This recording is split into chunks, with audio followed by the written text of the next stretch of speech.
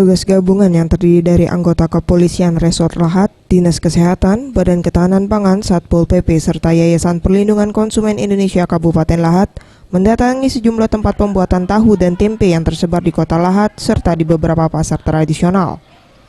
Di lokasi pembuatan tahu dan tempe, petugas tidak mendapati bahan berbahaya yang digunakan, namun proses produksi dinilai tidak higienis. Selanjutnya petugas menyisir beberapa pasar tradisional di Kota Lahat. Hasilnya petugas menemukan 12 karung mie kuning seberat 1 ton di salah satu kios milik pedagang di pasar PTM Square. Setelah dilakukan uji sampel oleh petugas Dinas Kesehatan, 12 karung mie kuning tersebut dinyatakan positif mengandung bahan berbahaya jenis formalin. Pasangan suami istri pemilik makanan mengandung bahan berbahaya ini berinisial Y dan D beserta barang bukti 1 ton mie berformalin selanjutnya dibawa ke Mapolres Lahat guna kepentingan penyidikan.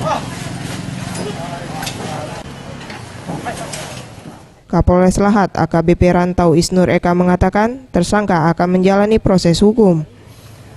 Pada siang ini kita menemukan di pasaran wilayah Kabupaten Lahat kurang lebih 1 ton mie yang terindikasi berformalin. Tindak lanjutnya jelas kita akan lakukan pendalaman lagi sampai ke akarnya.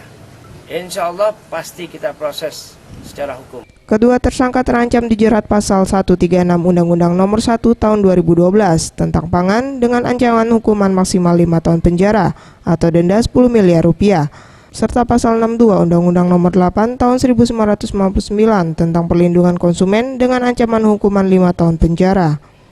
Zulfikri, Sriwijaya TV.